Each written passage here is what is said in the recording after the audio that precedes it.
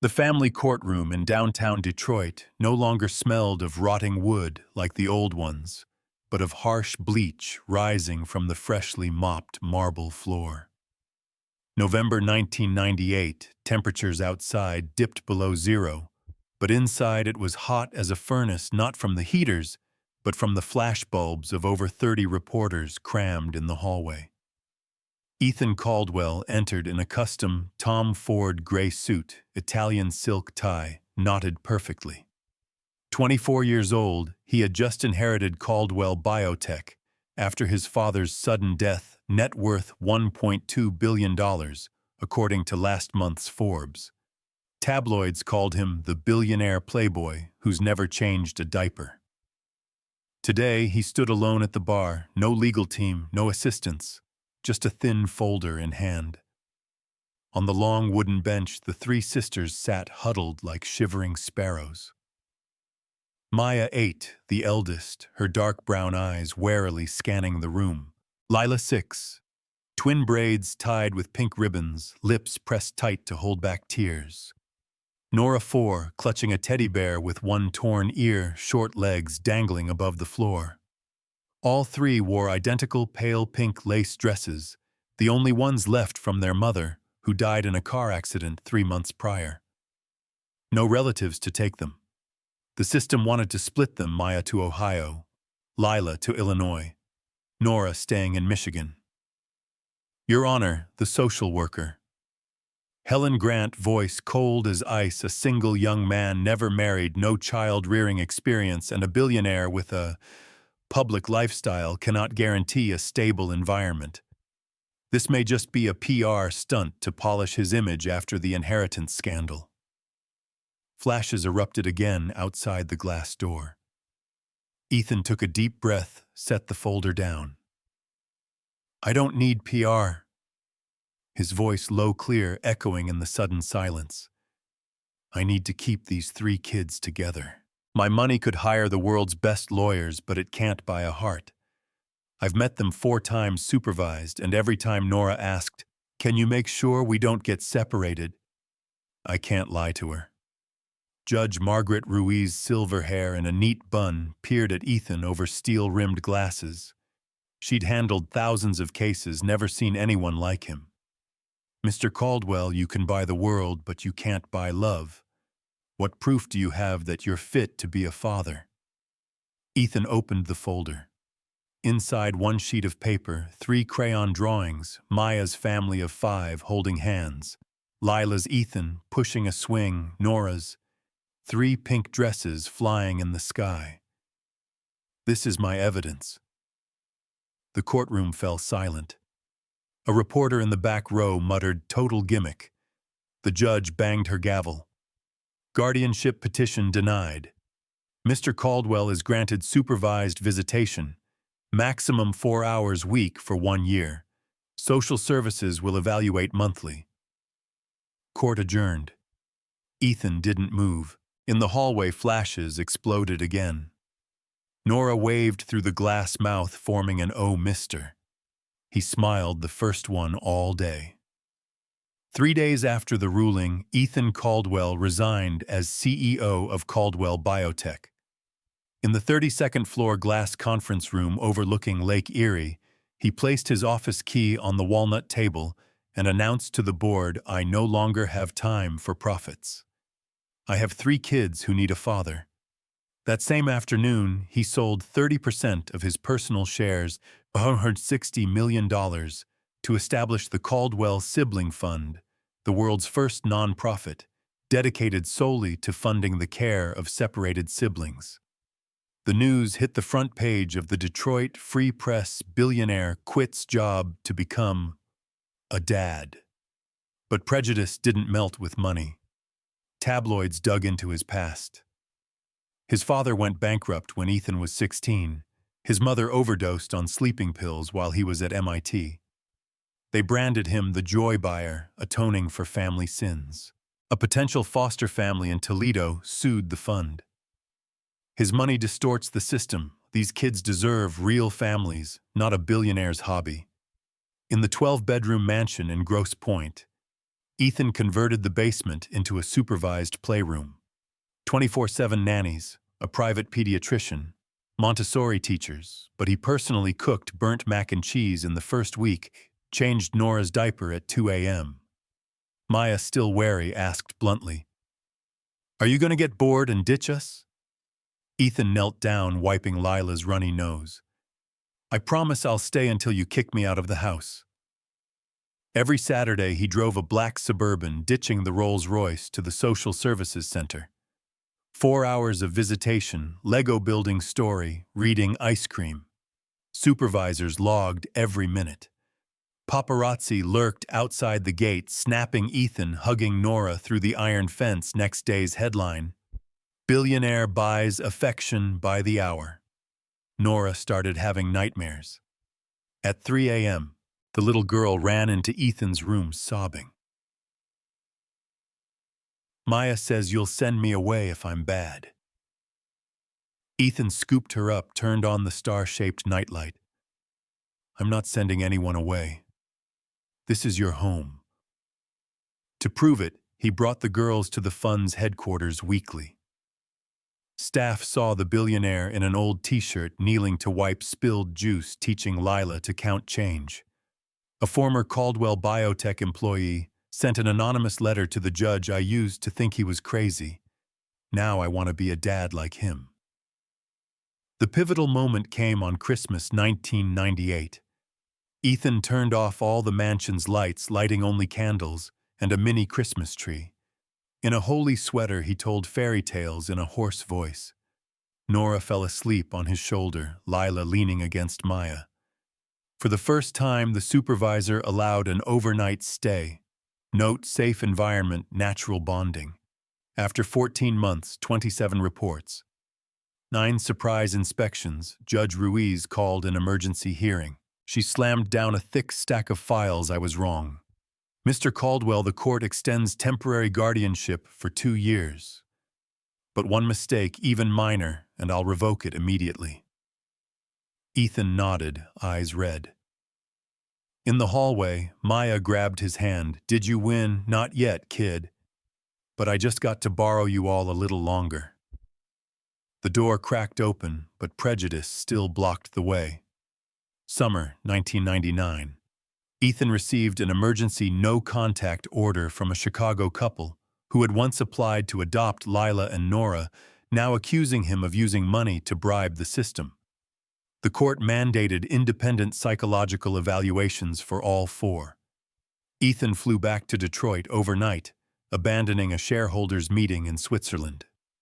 Child psychologist Dr. Evelyn Cho met each girl separately in a white room with a one-way mirror. Maya, 9.5, sat ramrod straight. "Mr. Ethan didn't buy us. He let us buy him with our drawings."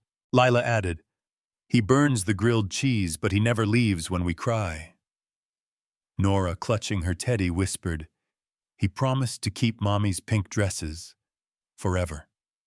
Dr. Cho's 42-page report concluded natural family attachment, no evidence of financial manipulation. But the press cherry-picked one line: "Billionaire paid $25,000 for the evaluation. Who controls the outcome?" Ethan responded with action. He opened the mansion to the press, once only a 30-minute tour, no professional cameras. A Time reporter noted fridge plastered with a pink school calendar. Basement sibling wall updated monthly. Maya's missing front tooth. Lila's preschool graduation cap, Nora mastering a tricycle. Ethan hand-washing 3 pink lace dresses in an industrial washer, lavender fabric softener. Next day's headline: Billionaire does laundry for daughters, not a stunt. Fund website traffic surged 800%. Year 2000, Ethan faced the final hearing. Judge Ruiz asked the last question: "Mr. Caldwell, if you lost everything tomorrow, would you still raise these 3 children?" Ethan didn't hesitate. "I already sold 30% of the company for the fund. If needed, I'll sell more. But I will never sell the kids." The sisters were allowed in the courtroom for the first time. Nora bolted forward, hugging Ethan's legs. Lila held Maya's hand. All three wore new pink lace dresses. Ethan had them custom-made from the old pattern longer, so they'd never outgrow them. The judge struck the gavel. Permanent guardianship approved. No conditions. No supervision. Congratulations, Caldwell family. The courtroom erupted. Ethan dropped to his knees, enveloping the three girls. Camera flashes exploded, but this time no one called it a gimmick. In the hallway, a reporter asked Maya, "Are you proud of your dad?" 10-year-old Maya replied, "He's not dad because of money. He's dad because he chose us." 2005, Maya 15 strode into the high school hallway with a worn backpack. The press still hounded first black billionaire's daughter at Harvard Prep, but Maya ignored it. She spent lunch in the library researching sibling separation syndrome, a term she coined herself. Ethan, now used to driving the school bus despite a private chauffeur, pulled up to the gate with a homemade lunch turkey sandwich and sliced apples. "Don't worry, you'll make it, kiddo," he said, smoothing her curly hair.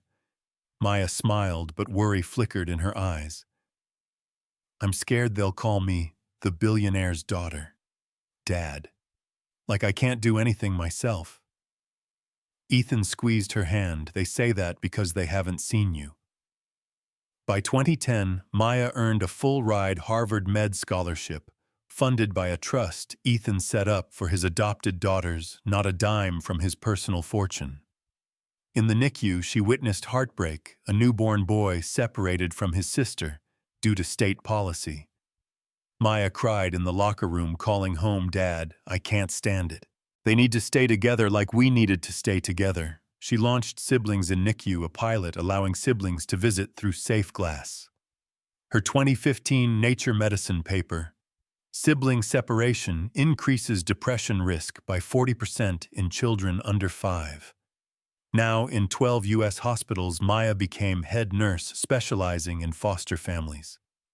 "Dad taught me stay together," she said in her TED Talk. "Now I teach the world." Lila. The middle child grew up loving debate. In 2008, 12 years old, she won the state Children's Rights Championship, arguing before a mock jury. Siblings aren't property to divide, they're hearts that stay together. Ethan sat in the back row, eyes glistening, whispering to Nora, "She's gonna change laws." Lila entered Oxford in 2012. Her PhD thesis, "Sibling Rights Are a Fundamental Human Right." In 2018, she led landmark case Caldwell versus State of Michigan, black twins facing separation. Before the state Supreme Court, Lila cited Maya's research and Ethan's fund. "The system separates to save costs, but the price is children's souls that don't stay together," she said, voice trembling but firm. Victory. Right to remain with siblings became top priority in adoptions. Now a top attorney, Lila founded a firm defending child rights with the motto, "No split, no divide, stay together." Nora, the baby, was the wild card. In 2014-18, she dropped out of MIT mid-semester to start a company. "I'm not learning math to sell equations. I'm selling clothes," she told Ethan, who worried but still wrote the $500,000 seed check.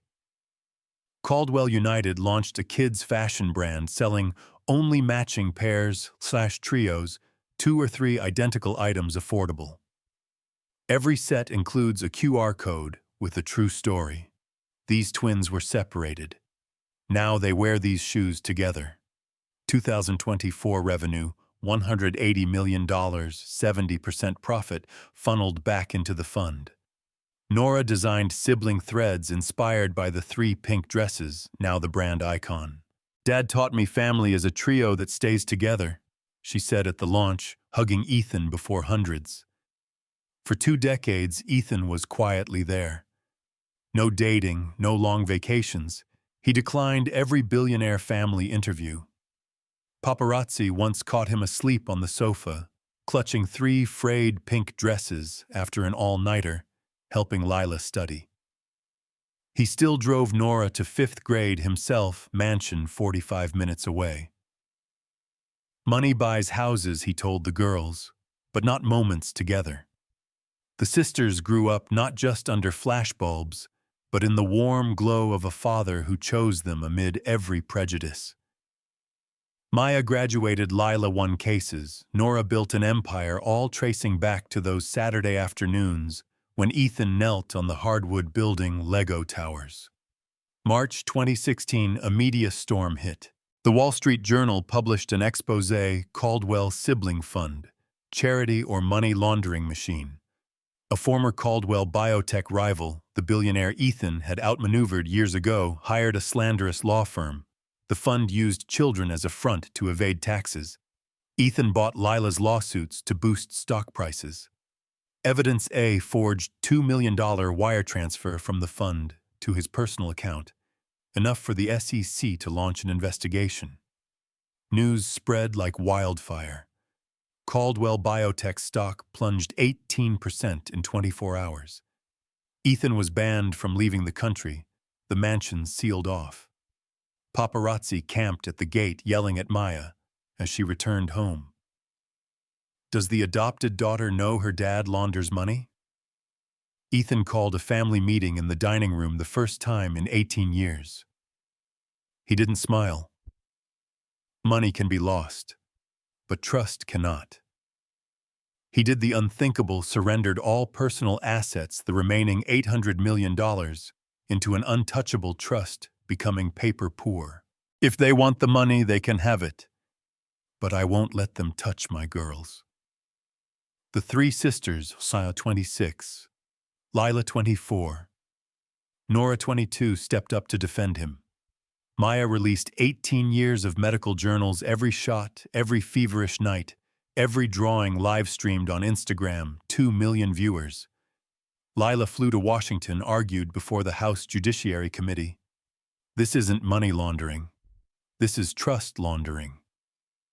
Nora hosted a live stream, Caldwell United stock sale, raising $50 million in 48 hours.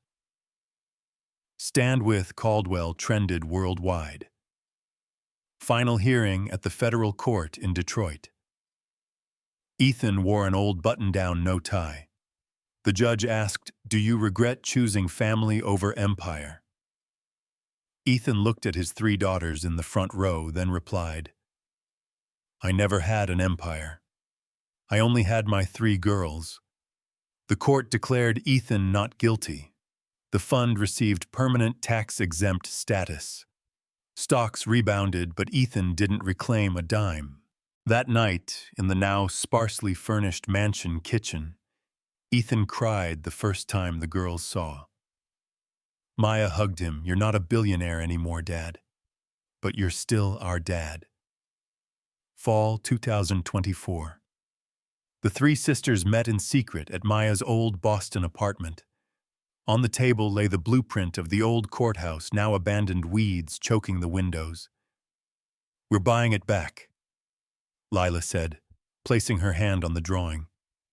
"The place that once slammed the door in Dad's face will now open doors for thousands of siblings."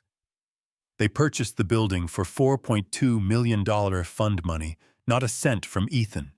8 months of relentless renovation. Maya designed a 24/7 open NICU in the basement, double cribs for newborn siblings, clear glass, so parents can see both babies at once. Lila drafted new legal bylaws, no sibling separation, unless life-threatening danger, signed into local Michigan law by the governor. Nora painted pink lace dress patterns on every hallway wall, placed 3 single beds pushed together in each room, headboards engraved, "Stay Together." October 31st, 2025. Ethan's 51st birthday. They blindfolded him and drove to the old address. "What are you girls up to?" Ethan laughed, voice slightly shaky with age. Nora removed the blindfold. Before him stood the old sign, recarved pink lace haven, where love defeats prejudice. The door opened. The first children stepped out, 6-year-old black twins, identical pink lace dresses, hands clasped tight. One whispered, "Sissy, we get to stay together now." Ethan stood frozen. Maya handed him a mic. "Dad, say something." He looked at his three daughters, now powerful women, then at the twins. Voice gravel rough, "I once had all the money in the world, but you gave me a family. Now you're giving the world the same." Applause thundered. Nora sobbed. Lila hugged her shoulders. Maya held Dad's hand. On the hallway wall, a small plaque. "To Ethan Caldwell, who chose to stay with us when the world said no." 2030. Ethan Caldwell. White-haired sits in an oak rocking chair in a small lakeside cottage, the Grosse Pointe Mansion, long sold to fund the 8th Pink Lace Haven branch in South Africa. On TV, the evening news, U.S. Federal Sibling Priority Act passes, drafted by attorney Lila Caldwell. The door opens. Maya enters holding the hand of a 4-year-old girl, the first grandchild, wearing a pale pink lace dress, beaming, "Grandpa, I want a fairy tale." Ethan lifts her onto his lap, voice warm. The one about the 3 girls and the 3 pink dresses. Lila follows, arms around her husband and their twins. Nora last, wheeling a suitcase of 1998 collection samples, exact replicas of the original 3 pink dresses sold out in 3 minutes online. $12 million in sales, she winks enough for branch number 9. 4 generations gather. The granddaughter points out the window at the fiery sunset. "Grandpa, is that the pink dress house?" Ethan gazes into the distance. Down the road, Pink Lace Haven glows, a new little girl, pink lace dress, hand in her sister's steps through the door that once slammed shut in his face in 1998. Family isn't money. It's someone who steps forward and says, "Even if the whole world doubts, I will stay with you." Where are you watching from? Like and subscribe for the next true story.